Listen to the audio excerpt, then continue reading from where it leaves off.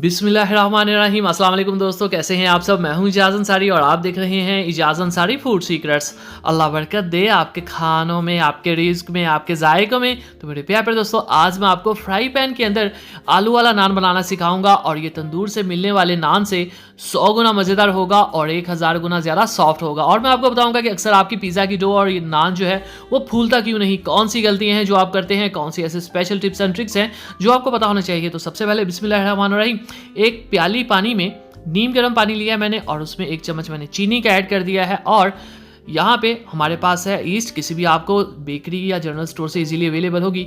इसमें 1 टीस्पून हम ऐड करेंगे। अब हम ऐसा क्यों कर रहे हैं, इसको हम डायरेक्ट डो के अंदर भी ऐड कर सकते हैं, लेकिन अगर ये सही ना हो, ख़राब हो, एक्सपायर हो, तो पूरी रेसिपी या पूरा पिज़्ज़ा या पूरा नान बनाने के बाद हमें पता चलता है कि ये तो ख़राब थी, इसलिए हमारी डो जो है वो फूली नहीं।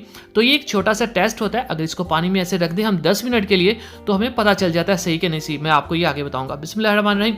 यहाँ पे 2.5 कप मैंने लिए हैं फाइन आटे के, यानी कि जो वाइट आटा मिलता है मार्केट से, और इसके बीच में मैं थोड़ी सी जगह बना लेता हूँ। चलें जी, इसके दिल में जगह बना लेने के बाद यहाँ पे ये देख लें ईस्ट, ये तकरीबन 10 मिनट पहले मैंने रखी थी और ये फूल गई है, फ्लफी हो गई है, मतलब कि ये ठीक है। अब हमारी रेसिपी ख़राब नहीं होगी, हम श्योर हैं कि ये अच्छे से काम करेगी। तो ये एक टिप है, इसको ज़हन में रखिएगा।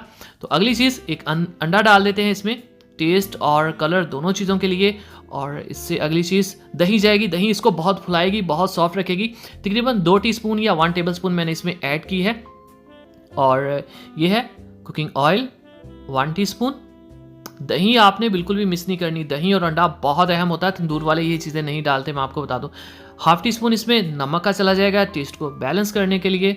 और अब आपने क्या करना है, एक खूबसूरत से चम्मच के साथ अच्छे से इन चीज़ों को लिक्विड के अंदर ही मिक्स कर देना है और यहीं से आपने डो को बनाना शुरू कर देना है। डायरेक्ट इसके अंदर हाथ नहीं डालना, वरना मैदा आटा जो भी आप गूंद रहे हैं वो आपके हाथों के साथ चिपक जाएगा और इसको गूंद लेना ज़रा मुश्किल होता है। तो ये एक छोटा सा टिप है जो आपने ध्यान में रखना है, इससे आपके काम में बहुत आसानी आ जाएगी। चलें जी, तब तक इसको मिक्स करेंगे जब तक ये इस फॉर्म में नहीं आ जाता। और यहाँ पे थोड़ा सा इसमें नीम गर्म पानी ऐड कर देंगे। नीम गर्म पानी क्यों डो के अंदर यूज़ किया जाता है, ताकि जो डो 8 से 10 मिनट लेती है, तो नीम गर्म पानी यूज़ करें तो 3 से 4 मिनट में अच्छे से बन जाती है। तो जब आटा अच्छे से सारा पानी पी लेगा, तब इस चम्मच को साइड पे कर देंगे और हम इस डो को गूंदना शुरू कर देंगे। और साथ ही चैनल को अगर सब्सक्राइब नहीं किया है तो अभी सब्सक्राइब कर देंगे और वीडियो एंड तक अगर पसंद आए तो लाइक कर दीजिएगा। चलें जी, डो को हम अच्छे से गूंदेंगे, कोई भी कसर इसके अंदर नहीं छोड़ेंगे। और जब हम इसको गूंद लेंगे तो आपने क्या करना है, कुकिंग ऑयल लेना है और अच्छे से आपने बॉल को भी ग्रीस कर देना है और डो को भी ग्रीस कर देना है।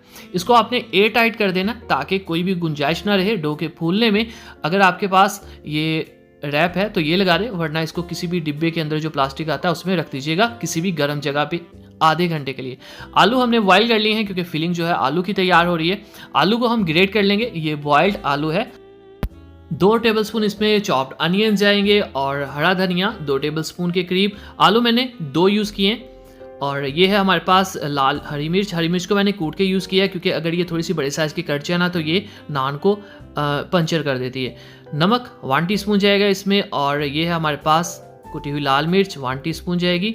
साथ ही हम इसमें ऐड करेंगे हल्दी। काली मिर्च मैं इसमें ऐड नहीं कर रहा। और खुशबू के लिए, टेस्ट के लिए ज़ीरा है 1 टीस्पून, जिसको हम अच्छे से मसल लेंगे, इससे इसकी खुशबू बहुत ज़्यादा बढ़ जाती है। इसी तरह हम खुश्क धनिया 1 टेबलस्पून यूज़ करेंगे, अच्छे से मसल लेंगे, इससे इसके 2 पीसेस हो जाएंगे, जिससे ये खूबसूरत भी लगेगा और खुशबू भी अच्छी आ जाएगी। अब इन चीज़ों को हम मिक्स कर लेंगे बहुत अच्छे से, बिल्कुल एक जान कर लेंगे। और मैं आपको बताऊं, अगर आप किसी भी इन मसालों में कमी बेशी करना चाहे तो आप कर सकते हैं। जैसे इसमें अनारदाना ऐड हो सकता है, इसमें कसूरी मेथी ऐड हो सकती है, तो ये आपके टेस्ट के ऊपर डिपेंड करता है। चलें जी, अब ये डो तकरीबन आधा घंटा मैंने रखी थी, तो ये ले जी, माशाल्लाह अल्हम्दुलिल्लाह डो अच्छे से राइज़ हो चुकी है। हमें पहले ही पता था क्योंकि हमने टेस्ट कर लिया था, इसलिए अब हमें कोई भी टेंशन नहीं। ये काफ़ी सॉफ्ट है, तो हम एक दफ़ा इसको अच्छे से दोबारा डो को गूंद लेंगे, मतलब दबा देंगे, ताकि हम इसके अच्छे से पेड़े कर सकें। तो यहाँ पे सेम साइज़ के पेड़े करने का ये तरीका होता है कि डो को हम इस तरह से रोल कर लेते हैं एक साइज़ में और उसके बाद कटर से या छुरी से हम इसके इक्वल पीसेस कर लेते हैं। इससे जो पेड़ों का साइज़ है वो सेम हो जाता है। तो छोटा सा एक टिप है, इसको जहन में रखा करें। अब हम पेड़े को बना लेंगे गोल सा, खूबसूरत सा, और मैं आपको बताता हूँ फिलिंग किस तरह से की जाती है। ये लें जी। अच्छा, अब कुछ लोग कहते हैं कि आपने एक पेड़े से नान या पराठा बनाया है तो ये 2 लेयरें कैसे हो गई? ये आपने क्या किया? बहुत सिंपल बात है जनाब।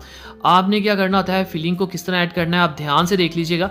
एक पेड़ा है, ये 2 पेड़े नहीं है, ठीक है? इसको थोड़ा-सा फैला लेना है, आपने चपटा कर लेना है। उसके बाद जो हमने फिलिंग तैयार की थी उसको चम्मच में इस तरह से गोल बना के ऐड कर लेना ताकि साइडों पे ना लगे और नान के ऊपर ये कलर ना ऐड हो जाए साइड पे। अब आपने साइड से इसको घुमाते जाना है और इसकी आपने ये जो सामने वाली साइड है इसको जोड़ देना है ताकि ये बंद हो जाए और फिलिंग इसके अंदर ऐड हो जाए।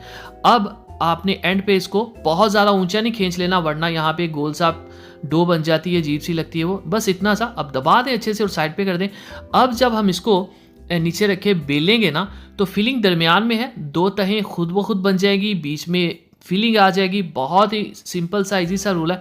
तो इसको बेल लेने के बाद हम क्या करेंगे, इसको जो टिपिकल सा एक डिज़ाइन होता है नान का वो कर लेंगे। हाथों को पानी लगा के, हमारे पास वाइट तिल है वो ऊपर लगा लेंगे, खूबसूरती के लिए ऑप्शनल है, ज़रूरी नहीं। आप बेशक ये डिज़ाइन भी ना बनाएं, नो प्रॉब्लम। खूबसूरत सा पैन लेंगे, उसको गर्म कर लेंगे, उसके ऊपर इसको रख देंगे लो फ्लेम के ऊपर या मीडियम फ्लेम के ऊपर आप इसको पकाएं। हाई फ्लेम पे भी पका सकते हैं लेकिन फिर फ्लफ़ी ज़्यादा नहीं होता, तो मीडियम फ्लेम के ऊपर मैं इसको पका रहा हूँ। तो ये देखें माशाल्लाह से ये बहुत अच्छे से फूल रहा है और यहाँ पे हम इसकी साइड को चेंज कर देंगे, कोई प्रॉब्लम नहीं, डिज़ाइन डिस्टर्ब नहीं होगा। हो भी जाए कोई बात नहीं, अच्छे से दोनों साइड्स को हम पका लेंगे और उसके बाद इसको इस तरह घुमाएंगे ताकि एक जैसा पक जाए। तो ये लें जी, दोनों साइड से डन हो चुका है। अब मक्खन लें, देसी घी लें, जो भी अवेलेबल हो, कुकिंग ऑयल ले लें, इसके ऊपर लगा लें और इसको निकाल लें प्लेट के अंदर। तो माशाअल्लाह अल्हम्दुलिल्लाह, देखें जी मेरे अल्लाह की शान, उसकी रहमतें, नेमतें और बरकतें जो दी उसने हमारे हाथों में, हमारे खानों में। तो मेरे प्यारे दोस्तों देखिए ये कितना सॉफ्ट है, ये कितना मज़ेदार है, देखने में ये कितना मतलब दिल कर रहा है कि इसको खाने का। आप मुझे बताएं आपको कहीं और से ये चीज़ मिलेगी? चैनल को सब्सक्राइब कीजिएगा, वीडियो को लाइक कीजिएगा। इजाज़त अंसारी को दीजिए इजाज़त, अगली वीडियो तक अल्लाह हाफिज़।